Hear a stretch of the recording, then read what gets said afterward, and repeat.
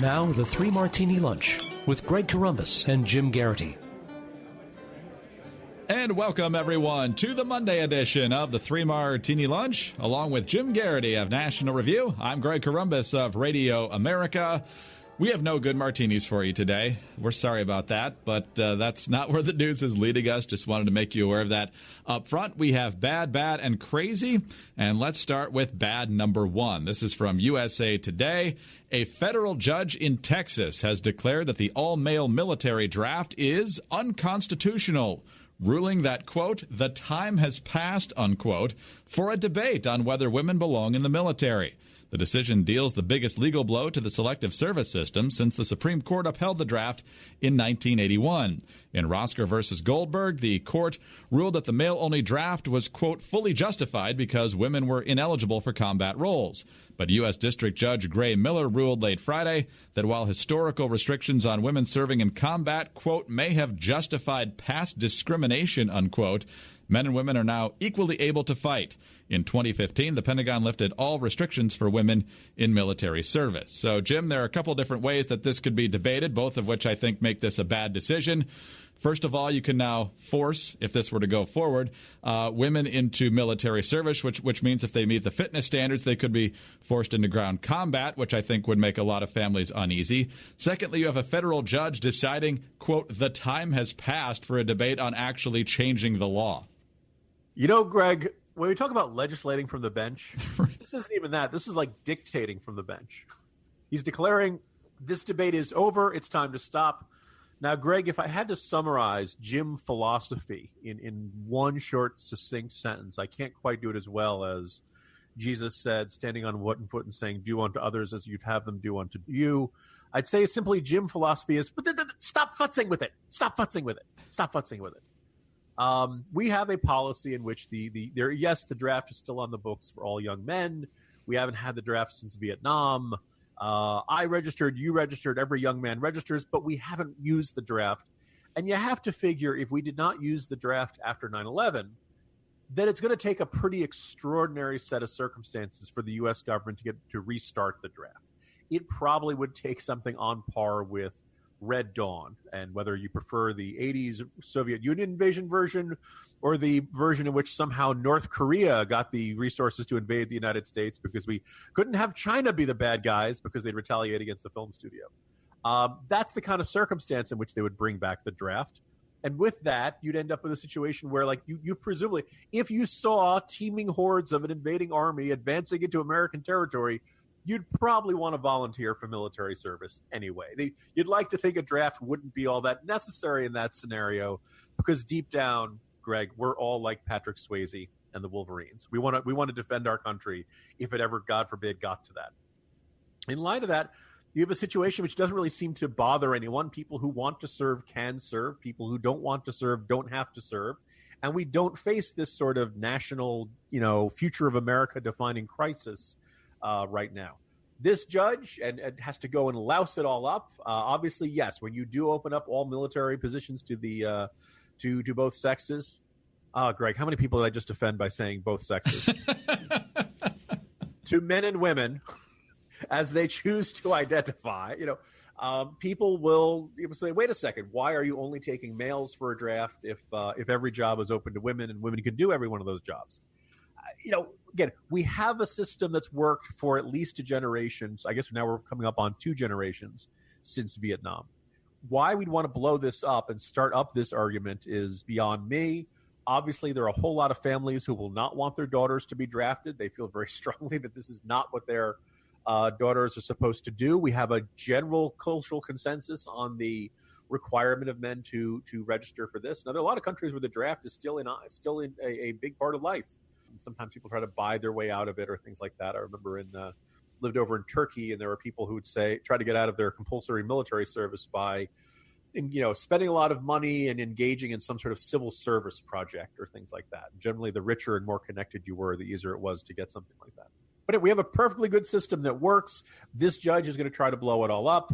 We're going to have to end up either making both young men and young women register for the draft, which will be phenomenally unpopular, or we'll have to end the draft entirely. And if we haven't needed it for the past half century, We're probably not going to need it anytime soon, hopefully, thank God forbid. But if we do, we just like to have that option there. It's that, in case of emergency, break glass. We can do that if we ever come to that kind of a dire situation. We have an excellent all-volunteer military. They're the best in the world, the best equipped, the best trained. Chances are they can handle anything that gets thrown our way. But you know what? We just want to have that option if it comes to that. But apparently none of this belongs in this kind of perspective, doesn't belong in our national debate. No. We have to blow up the entire system and create this giant new national controversy. Way to go, Your Honor. Yes. Once again, this guy's name is Gray Miller. Jim, Jazz Shaw over at Hot Air reported on this. He says the plaintiffs in this case were basing their argument on the fact that the current draft system constitutes a double standard based on gender. He says this is a big win for men's rights because, if women wanted to join, they can now and pretty much be eligible for whatever role they're qualified for. So this is only making things equal for people who don't want to be in the service. Well, I'm now left scratching my head, Greg. So was this guy really bothered by the fact that at 18 he had to go down, register, and put his name? You go to the post office, you fill out the form, and I don't know about you, Greg, I haven't heard from him since. It's not even like Publishers Clearinghouse sweepstakes where they're going to show up at your door and say, hey, we need you. It's really not a giant hassle. And so the idea that, it's so unfair, I had to fill out this form and my sister didn't. I mean, this is one of those moments where we need the U.S. government, instead of judges enabling this sort of thing, we need the equivalent of, I don't care who started it, I will turn this car around right now if you don't start whining. All right, let's move on to our second bad martini now, Jim. And this comes with a silver lining when you think about our first martini.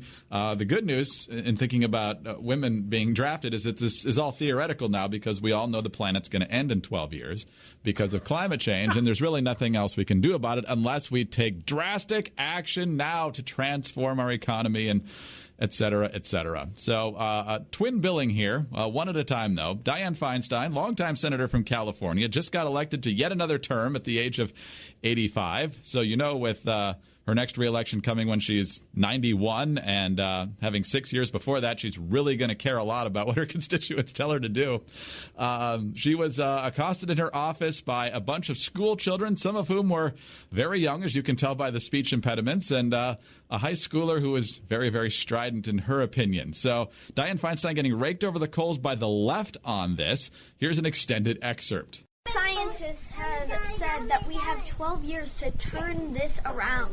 Well, it's not going to get turned around in 10 years. What we can do, Senator, if this doesn't get turned around in 10 years, you're looking at the faces of the people who are going to be living with these consequences. The government is supposed to be for the people and by the people and all You know for the what's people. interesting about this group is I've been doing this for 30 years.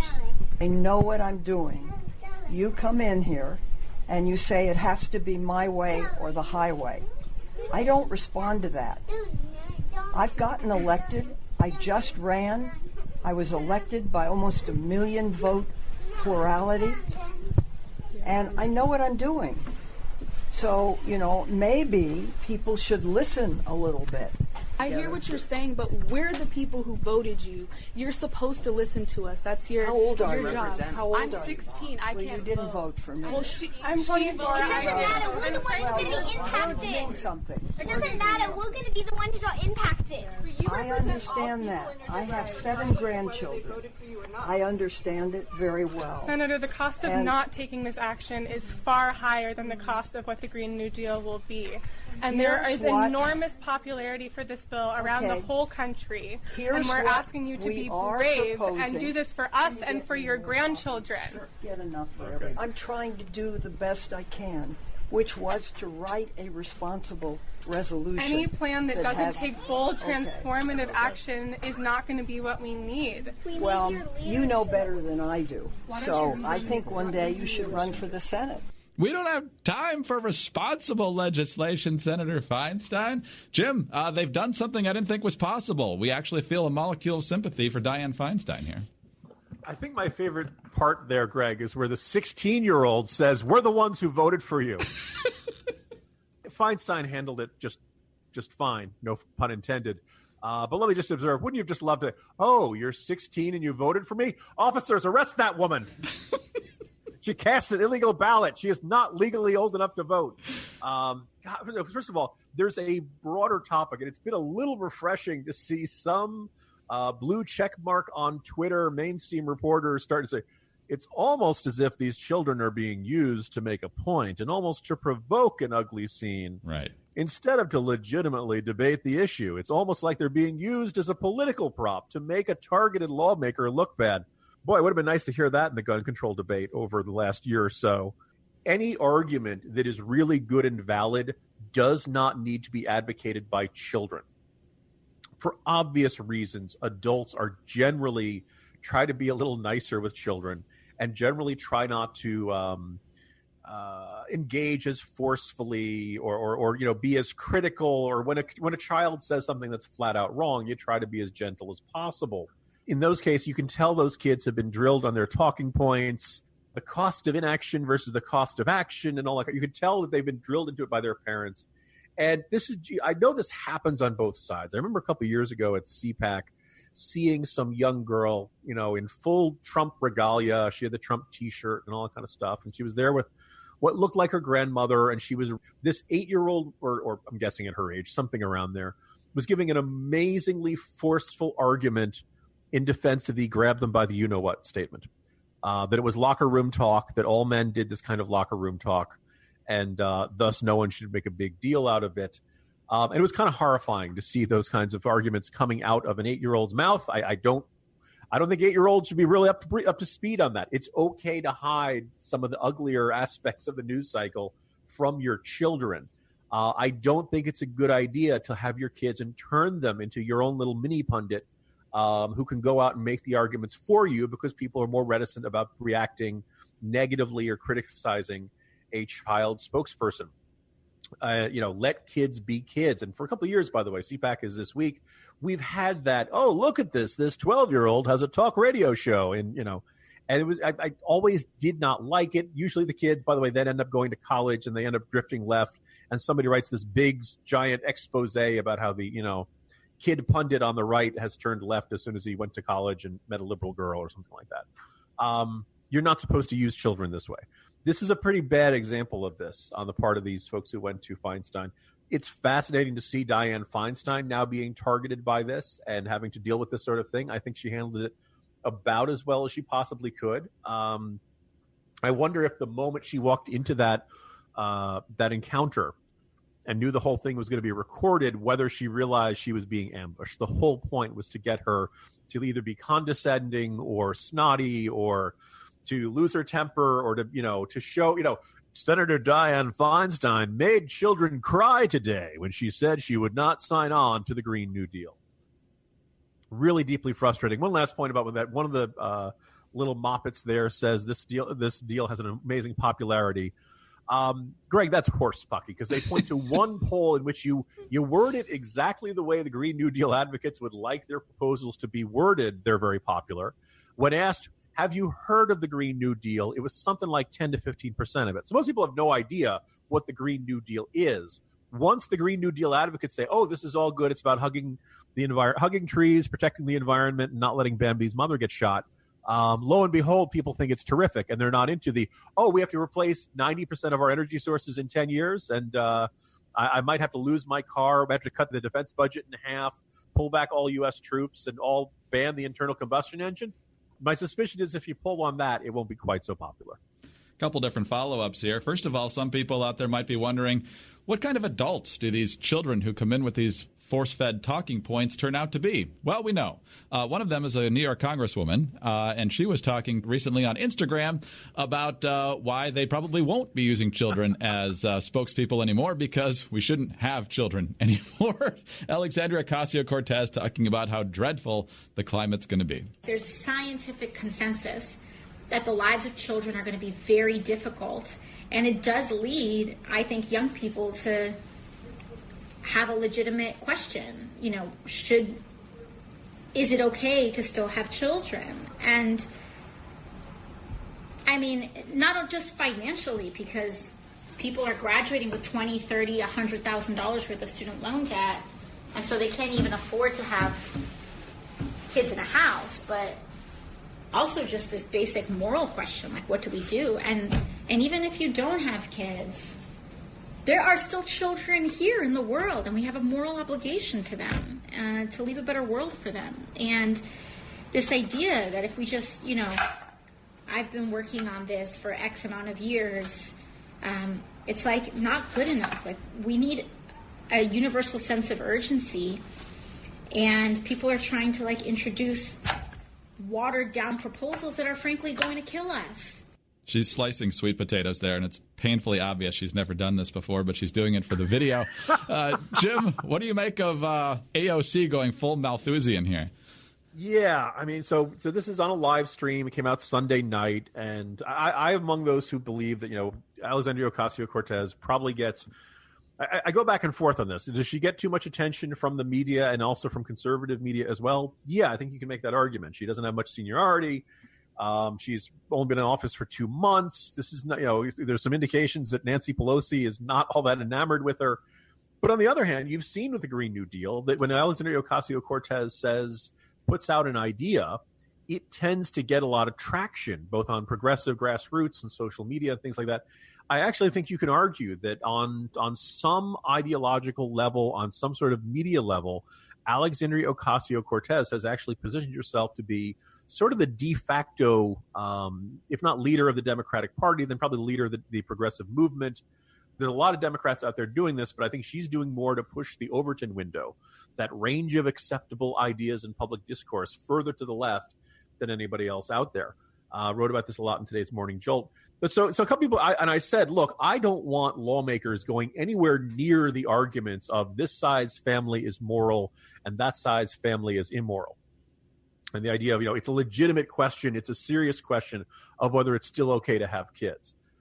You come to my house for a party and you say, yeah, I don't think it's morally okay to have kids anymore. I'll ask you to leave. There are a few sentiments out there that will set me off like this. And here's the thing. If Alexandria Ocasio-Cortez, the bartender, says, yeah, I don't think people should be having kids anymore. The environment's going to get too bad. Climate change is going to be too severe. Who would bring a child into this world? By the way, speaking as a parent, Greg, you're a parent. For all those people out there who are thinking, I want to have kids someday, but I don't want to wait for the right time, you're never going to have that perfect moment in your life. And if you look at the headlines, you're like, oh, my God, this world seems so screwed up. Oh, my goodness, there's no tomorrow. Things are only going to get worse from here. Why would what loving person would bring a child into this world? Look, there's always bad news. There's always something that seems terrible on the horizon. We're always doomed. And you know what? We seem to get through it just fine. People kept having children after 9/11. My kids were born, the Iraq war was going at its worst. The recession was going on. There's always bad times going on, right? You find some way through it. Human beings kept having children through the Black Plague, through the 100 Years' War, the 30 Years' War. People had children during World War II. Not as many because a lot of the guys were off fighting. But, we have always started families and raised children because of the recognition that they are a blessing. They are one of our paths to immortality. We are made of dust. We will pass away, but our children will live on, and we will be part of a long legacy, that creates a better world. This is what really gets at Malthusianism, is you see people as problems instead of as potential solutions. And it's just the most, insufferable. So this hits me, right down on the nerve because, now again, this is Alexandria Ocasio-Cortez trying to chop a sweet potato. She may be a little bit distracted by how difficult this task is proving. She's speaking off the cuff. This is not a legislative proposal. But having said that, one of the ways you avoid having a one-child policy like they had in China or something like that is that when government officials start talking about what kind of family structures and sizes are okay and which ones aren't, you shout back, this is none of your verstunken business. And I don't want anybody in government saying this kind of family is okay and that kind of family is not okay. It's bad enough when you have a large family these days. My buddy Cam has 5. And, when you say that, people's eyes tend to pop out of their skull like ping pong balls or something. It's this weird kind of cultural sometimes it's an open sneer and sometimes it's just oh, well, why did you do that? Like you went to the store and you bought 12 eggs when you only needed 6 for a recipe or something like that. So just kind of galling to see this. It'll be interesting to see whether this remains just an off-the-cuff statement on Instagram or whatever social media she was using to live stream this, or whether this turns into a big push on the left of, hey, you know what? Americans have had far too much freedom in deciding the size of their own families. It's time for us to start weighing in on that and creating, government incentives for or disincentives against large families. Her kitchen looks a lot like Elizabeth Warren's, too. It's almost like there's a set somewhere where these people just kind of rotate in and out. There's one interior designer who gets all their gigs. So, but you're right about the Overton window, too. As ludicrous as these sound, the more they get repeated, the more people are going to think that they sound more sensible. So we have to be ready for that. Jim, just as an exit on this one, there's also, I saw on Twitter, a line of people, I think a little bit older than the kids that were in Feinstein's office, waiting to accost Senate Majority Leader Mitch McConnell about this stuff. I'm guessing he's not going with the, well, I've got my own plan, and I hear what you're saying, but I just don't think this is the right time. So I'm just curious what one-sentence line he's going to come up with to essentially tell these kids to buzz off. Kids, you've convinced me. I'm going to have a vote on the Green New Deal, not just soon, but before every major Senate primary next year. And we'll vote on it again right before the general election, just to get everybody on the record. Now, I can't guarantee passage, but I can make sure. We will make sure every Democratic senator has to choose between you and the voters of the general electorate. Thank you, children. You've made my day better. All right, let's go to our final Crazy Martini now. Mitch McConnell is the current Senate Majority Leader, the man who held that position before him for 8 long years. Harry Reid of Nevada, one of our personal favorites here on the 3 Martini Lunch. The good news about Harry Reid is that apparently his pancreatic cancer is in remission, which is nothing short of a miracle, so we're genuinely happy about that. Harry Reid, however, has the same personality he had before any of this, which is not good for anyone. He was speaking with Dana Bash of CNN about how much he hates Donald Trump, and he actually got to the point where he was longing for the last Republican president. You told the New York Times that President Trump is, without question, the worst president we've ever had. About a dozen years ago, I remember coming here to Nevada and you telling me almost the same thing about George W. Bush. President Bush is the worst president we've ever had.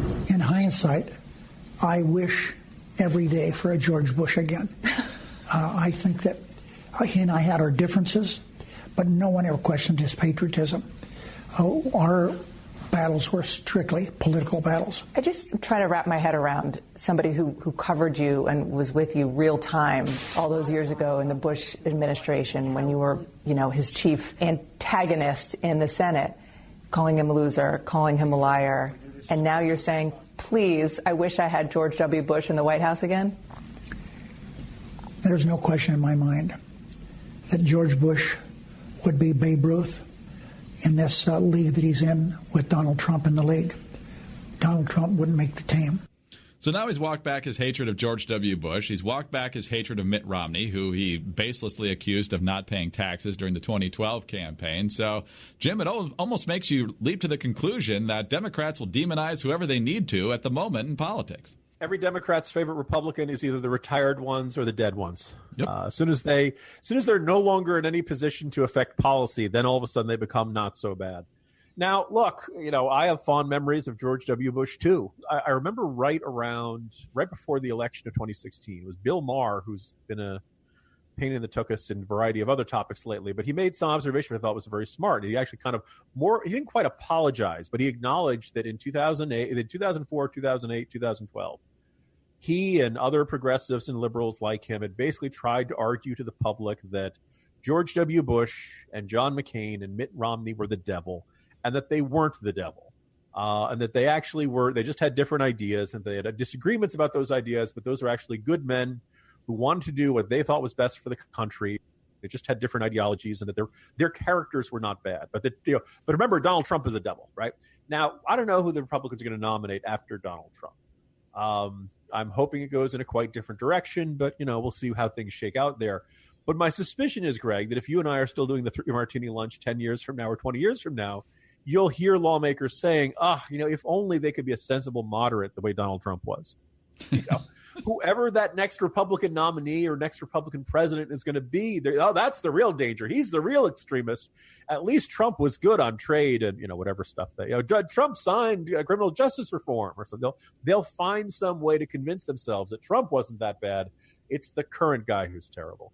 I just feel like a little bit more. Like, I'm glad to see he misses George W. Bush and he's saying nice things about him.